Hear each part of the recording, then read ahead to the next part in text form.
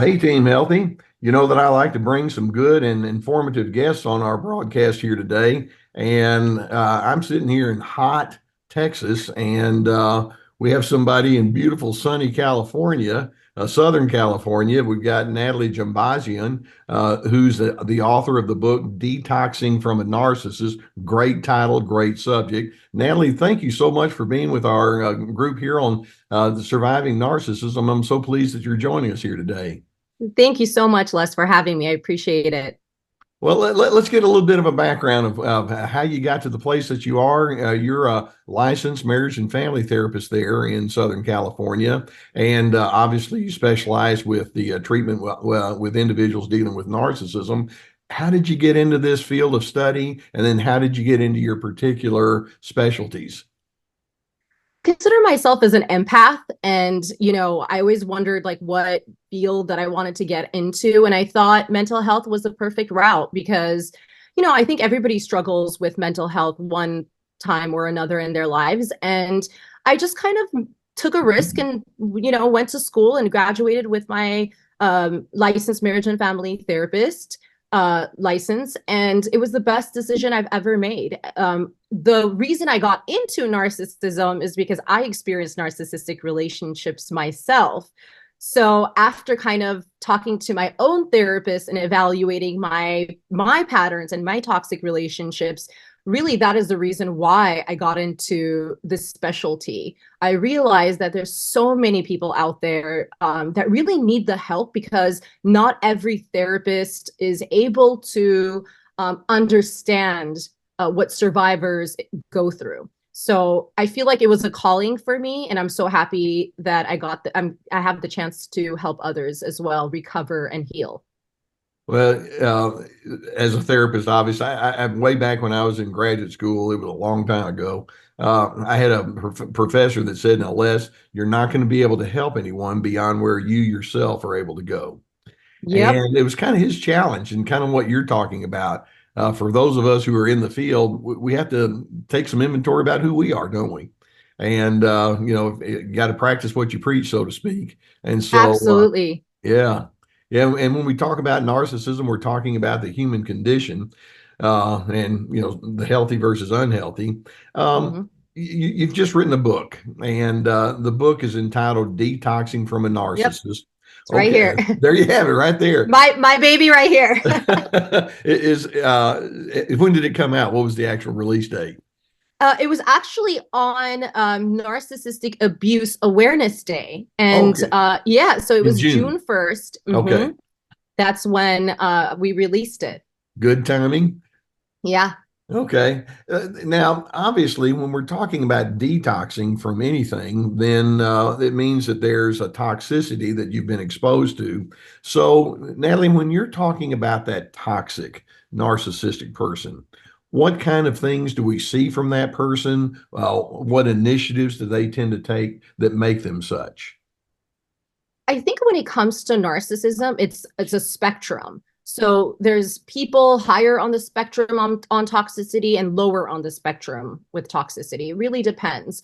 There's different types of narcissists that people are dealing with. Malignant narcissists, communal narcissists, overt and covert narcissists. So it really depends what type of narcissist you're dealing with. But a lot of them have the same, I would say, traits, similar traits. They are very selfish. They like to take control over their relationship. They manipulate others. We've heard gaslighting. They use a lot of gaslighting to manipulate other people's perceptions and reality. When I think of something that's physically toxic, you have something that's normal, but then you add the ingredients of the toxicity, and it's poisonous.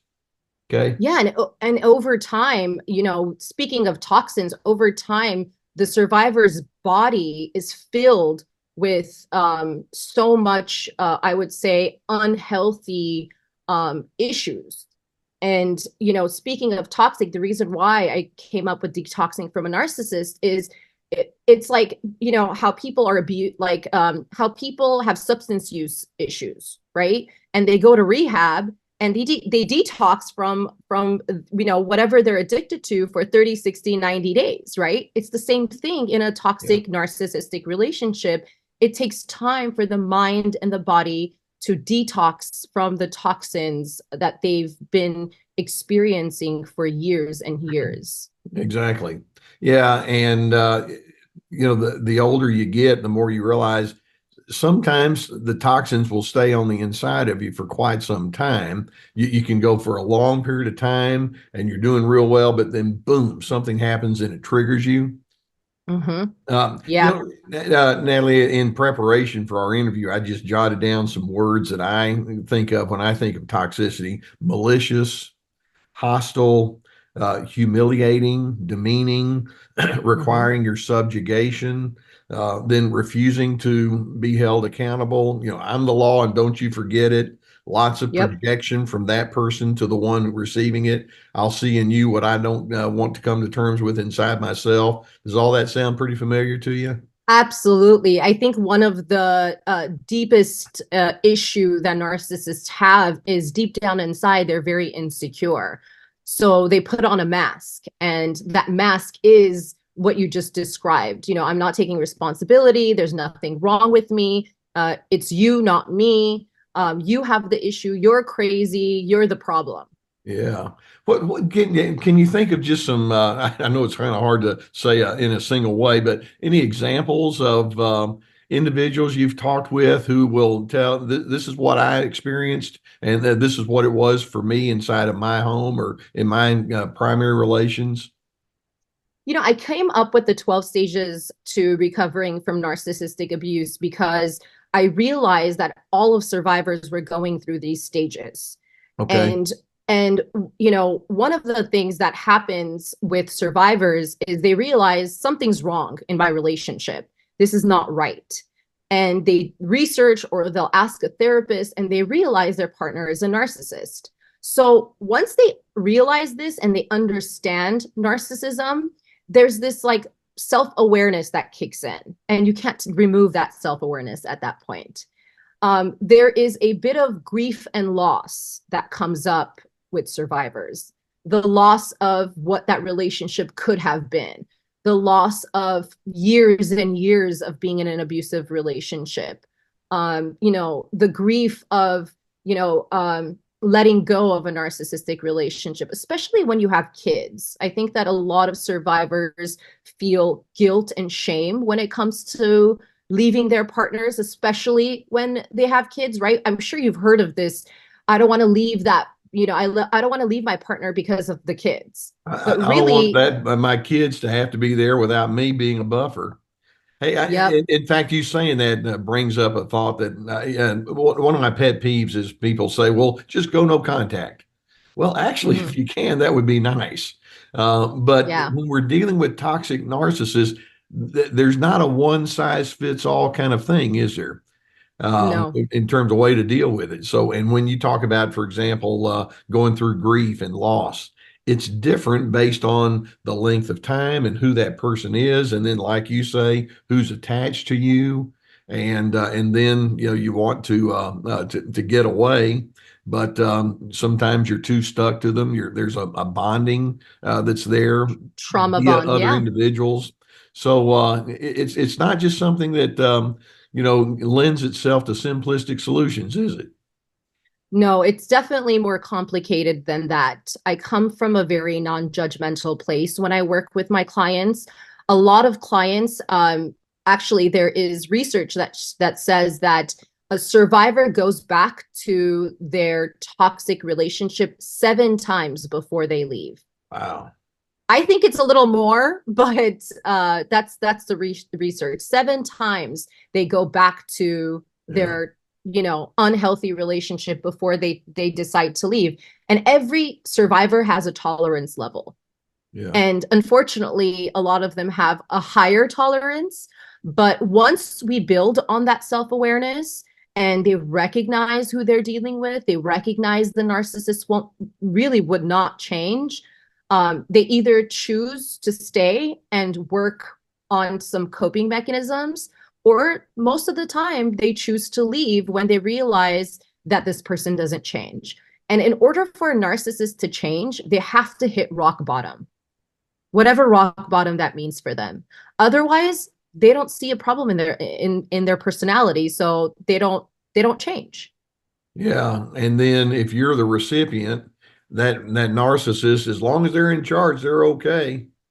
Yep. But you hit Yes. rock bottom, your own rock bottom. Yeah. What is that like when it's like, okay, I've got this dominant person in my life. They bring all of these ingredients that just don't suit me well. What does rock bottom look like? Yeah. So I'll tell you a little bit about my story because, obviously everything is confidential when it comes to clients. But again, a lot of them experienced exactly what I experienced, which I also work with my therapist so that I don't counter transfer any of my stuff. Right. So you said, what does rock bottom look like for survivors? And it's extreme depression, loneliness, feeling like you're alone. Even though if you have family, friends that support you, you still feel alone. Um, that nothing is ever going to get better. You're not going to find anyone better than that person. You feel a sense of like you lost yourself. Yeah. You lose yourself in the process, the sense of, your sense of self, your sense of identity. You lose your self-esteem. So there's a lot of like losses that, I had to deal with and overcome in order to leave a toxic relationship. And to be honest, it took many, many chances and times for me to like get out, but I would like come back in because like you said, there's a trauma bond. It's like this cord that is, attached to your toxic partner. And as much as you cut it off, it's hard to cut off, right?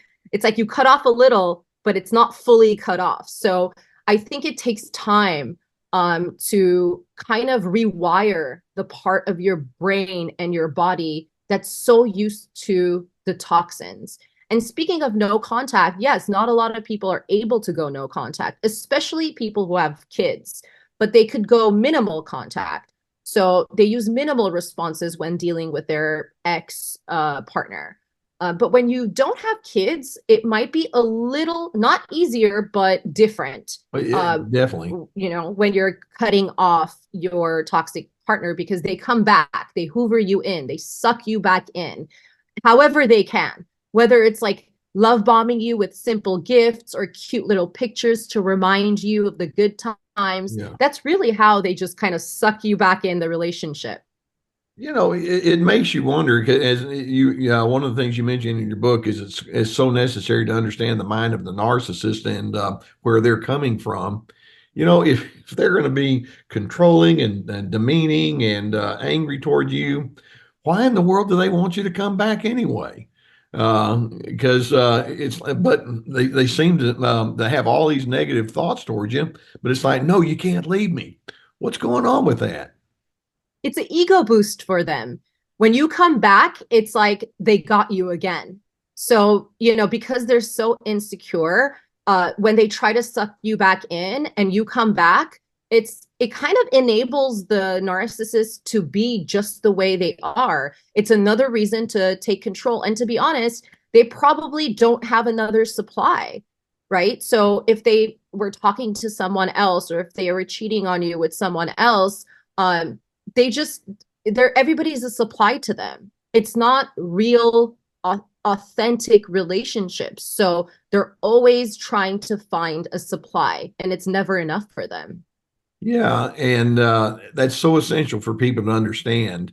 I've talked with individuals, and obviously the term narcissistic supply is a very well intended kind of a term, and means a lot. Sometimes I'll use the word transaction or Yeah. just a prop. It's all under the same category, but it's in what you're saying right there. It's not a relationship though. No. I need something from you, and as long as I can get whatever that something is, I want you to keep coming around. If we have to go through a little misery and anger and arguing, I'm willing to keep you around because of what I gain from you. And Exactly. it's dehumanizing, isn't it? It really is. It really is. It's slowly but surely decomposes the mind and the body of a survivor Right. to the point that they leave you with nothing. And you have to kind of pick up the pieces when survivors are like really transforming into or back to their normal self. Yeah, you mentioned a few minutes ago that when you're with someone like this, you lose yourself. And unless you've been through something like that, or like you and I, we talk with many individuals who have been through that. Sometimes it's kind of hard to understand what that means. But I guess whether it's being certain about your opinions or preferences or interpretations, it's like, wait a minute, I have to filter it through that other individual first. Or and you want to go and be decisive, but it's like there's too high of a price to pay. Never mind. And part of the detoxing process then is to think, wait a minute, I can't let that happen to me. So Mhm. when you work with individuals in terms of trying to get them to rediscover who they are, or perhaps discover for the first time, what kind of things do you talk with individuals about to help them along in that process? Yeah. So, with the 12 stages, they have to get, after understanding narcissism, going through the grief and loss, there's a middle part of the stage where it's like you are transforming into your new self. Like this, the last stage is the new you, Okay. right? You kind of like went through the grief and loss, you kind of went through like the negative thinking, the codependency, process, and they have to also, one of the exercises and stages in my book is childhood trauma. A lot of survivors have experienced childhood trauma. So aside from understanding the narcissist and who you dealt with, really the core issue, the reason why you would choose a narcissist is because maybe you grew up with a narcissistic parent. Maybe your parents abandoned you, neglected you, or kind of criticized you, devalued you, and you're kind of choosing a similar partner without realizing that. In other So words, you fall back on what's familiar. exactly. So one of the stages is the realization stage, realizing where the trauma really stems from. And it's like this aha moment for a lot of survivors so they realize that, wait a minute, it's not just me. I'm not a bad person, or I don't see myself in a bad light, or uh, you know, uh, a lot of I would say narcissists have devalued their partners. So like their partners they have a lot of negative thinking, um, you know, shame, I'm not a good person. I'm never going to be amount to nothing. I can never do anything that's good enough, Yeah. right? So realization stage is huge for a lot of survivors when they recognize where the trauma really stemmed from. One of the most interesting aspects of helping people see what you're talking about is over time, that patient eventually learns what I considered normal to everybody else is abnormal. You know, Right. I thought all fathers just screamed at their children like my father did, or I thought that everybody had to receive insults, like I used to, or I thought everybody else had this agenda that they had to live according to. And it can be such an aha kind of moment to realize, no, all of that I've been exposed to, it was wrong. And I have to call it Exactly. that. And it's not being judgmental. It just means I'm seeing things very differently. And that's part of that reclamation process. I'm reclaiming the real me as opposed Exactly. to filtering it through a system that was toxic to begin with. Absolutely. And that's one of the things that we work on with clients is deprogramming and Yeah. rewiring the part of their brain and their belief system that they thought was normal, and just kind of unlearning the negative beliefs. I recall working with a lady, and she had grown up in an extremely strict religious system. And Mhm. she came into my office one day, and she asked me the question that is like any guy says, "Oh no, I hate being asked this question." And the question is, "Hey, do you notice something about me?" I was like, "Well, did you get your hair cut, or is that a new outfit or something like that?" And she said, well, I am wearing a new outfit. And it was a nice blue pantsuit and all. And I said, well, you look very nice. Thank you. And she said, thank you. Do you notice anything else? And it's like, okay, you're going to have to help me. And the thing she wanted me to see was she was wearing pants for the very first time in her entire life. First day ever. And she felt weird. And here she was roughly 40 years old. And it's like, this is so strange for me. And of course, in my world, it's like, well, wearing pants is just normal. But for some folks, when they've had this brainwashing, there's a certain way things have to be. The norms out there can feel very strange and odd to somebody who's grown up with people that say, "No, I'll do your thinking for you." And so that's part of that reprogramming Yep. and redetermining what your new normal is going to be. And it's not everybody has their different angle they're coming up with, but there's a whole lot of illustrations along those same lines. Yeah, definitely. I agree with you. I think it's a journey, it's a process. I guide my clients to reclaim their sense of identity and what that looks like for them. I think I had a client who was used to be a dancer and stopped dancing. And when they left the toxic relationship, they went back into dancing, and Yeah, it helped them so much heal in many ways, mind, body, and soul. this is who I am. Let me Yeah. dance. Hey, But the now, better version, but the better version of me. yeah, exactly. Now, I'm sure you've run through this. There are times when I'll have people that are coming away from a really nasty relationship, and they wind up confessing a lot of stuff. And sometimes they might say something like, well, frankly, I didn't like the person I was in that relationship. That other individual had a nasty temper and I had a nasty temper too. Or that other person was overbearing and dominant, so I wound up keeping secrets or things like that. And sometimes when you're coming away from these unhealthy relationships, you have to come to terms with those kind of issues. It's not like Yeah. I was a perfect Boy Scout or a Girl Scout and it was ideal. I got sucked into some bad reactions too. How do we deal with that? Yeah, that's a really good question. How I kind of talk to my clients about that is I basically tell them like there's the old self and there's the new you. And there's the past self and there's the new you.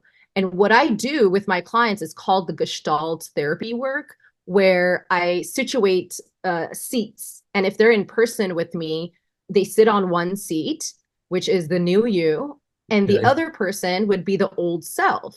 So Yeah. they talk to the old self and tell them everything they wanted to share that they weren't able to. And I tell them, I encourage them to say, I forgive you. I forgive you because you didn't know better, but now I know. And Yeah. that is so profound. It's such a incredible inner work, even inner child work that we do. Another session I could do inner child, like the inner child is sitting in front of them and they're talking to the inner child, and really kind of like confessing, but letting them know what you know now and that you're protecting the inner child now. So it really depends on who they want that person to be in front of them. But speaking of the old self versus the new self, I think that forgiving yourself for what you thought you knew at that time is a profound moment of healing. Yeah, and Natalie, I think you hit the nail on the head with that. Um, because sometimes you get into these relationships, you didn't even choose to. Sometimes you might have been born into it, or if it's as an adult, you didn't realize what you didn't know yet, and so you got sucked in. And sure enough, the way I would explain it is when you're with an abnormal person, it's not unusual for you to respond in abnormal ways yourself. And you Yep. don't want to continue that way. There are things that we can do now that you're aware that would be quite different and distinct, but that's where you were. And so we need to allow some sort of a grace, a willingness to say, you were doing the best you could. Sometimes it wasn't where you are right now. Let's give you credit for wanting to get away from that. And Hmm. sometimes that's hard because if you've been in that relationship, you've heard so many messages of condemnation and judgment and criticism. Absolutely. Absolutely. So I think one of the things is, validating their feelings because it's Yeah, been invalidated for so long. So the more you validate their feelings because they didn't receive that in the past, the more it rewires their brain. I think just reclaiming your identity and restructuring just the words and the messages that my clients heard can make a big impact. Also, I know this sounds cliche, but self-care is very important during this healing yeah, process because, when you're in a toxic relationship, it's all about them, what they like, what restaurants they want to go to, where they want to travel. It's never about you. You just kind of go with it. So I always tell my clients, travel somewhere you've always wanted to go, even if it is by yourself. Get to know yourself in a different mhm, light. Work out, create a routine, journal, read books. I mean, routine is going to be very, very important during at least the beginning stages of healing, or in general. I think routine is very important. So self-care is going to be really big for clients because I had a client where I was like, do you have a self-care routine? And she's like, what's that? yeah. It's I've sad, heard of but it's that, you're but like, what's that? I yeah, don't know what that is. So, we implement those kinds of exercise. And my book has exercise. It has hands-on. It's not good. just a book, it's like a companion book. So Okay, when you have kind of clients are workbook going kind of through, things in there, and yeah, okay, there's good. exercises, there's inner child work, there's self-care routines, there's a 30-day no contact calendar or minimal contact. So it's really great because a lot of clients, I used to have a support group for survivors, and a lot of them asked me, like, I really want something that I can utilize outside of session. And that's the reason I Yeah. created this book, because it's kind of like a companion book for them to heal and so they don't feel alone. Natalie, one of the things that a favorite question I would have is, I'd have two. One is, what are some of the characteristics that you want to have most predominant in your personality? And most people can come up with a few. I want to be understanding, or I want to be friendly, or I want to be honest, or I want to be respectful. And then I'll have them say, well, let's come up with a list about 15 or 20, and write it down. But then the second question is, in what circumstances are you least inclined to be that way? And that's where we just kind of zero in and Good one. come up with their difficult moments, because that's where the toxicity goes. And it's Yeah. like, can you see yourself, for example, being respectful when someone is being disrespectful to you, or when someone's trying to suck you into that nasty argument? What would be your cleaner alternatives? And it's so necessary for us to have, and that's kind of that relearning and rethinking and reclaiming. And you have yours where you actually talk to to that your other self, so to speak. And there's so many different ways to do it. And the point is, it can be done. Yeah. It requires a lot of work and it requires a lot of focus, but as we're dedicated to it, it can happen. Yeah, I think you make a good point because I think a lot of survivors are empaths, so they don't know where to balance the respect and the boundaries. It's like, can I set boundaries and still be respectful? So again, it's the belief systems, right? Like growing Right. up, a lot of my clients, like were taught that boundaries are disrespectful. So we're unlearning that actually boundaries are very healthy. It's just other people didn't set them. They Yeah. weren't taught boundaries. Well, and then So, another thing too, we often think of boundaries as just having permission to tell somebody no. It's like, right. it's a whole lot more than that. And it Yeah. goes back to all the stuff that you're talking about. Hmm. It means that I have a definition of who I am, and I'm going to live inside the parameters that I choose. That's my boundaries, and that's my definition. And if somebody says, "Well, come outside of your definition of you," then that's a blurred boundary. I'm not going there. So Yeah. yeah, so I love your mindset, and I love the way that the approach that you have. Thank you. Yeah. Thank you very much. Well, to all our folks here at Team Healthy, the name of Natalie's book is Detoxing from a Narcissist. We're going to have links and information where you can find out how to get in touch with Natalie. Now, you do some work on YouTube, and you're also on Yes. Instagram and Facebook, all the different kind of And stuff that all of TikTok. us guys are doing. Yep. Okay. Hey, I'm one of the old guys. The old geezers. I've retired from my counseling practice, but I do this on YouTube because I just like doing it. It's so good to know that there's a whole generation of people like you behind us that are saying, "Well, I'll take the torch now, and let's keep it moving forward." And I'm so glad to know there are people out there like you that get it and are communicating in a real clear way about how it can be done. Absolutely. Thank you, Les. Thank you for providing this platform for people as well. Oh yeah, and I'd love to have the chance to talk with you more. So, Natalie, once again, thanks for being on our Surviving Narcissism podcast, and I hope you have a good rest of the day. Thanks for the work that you do. Thank you. Thank you. Appreciate you.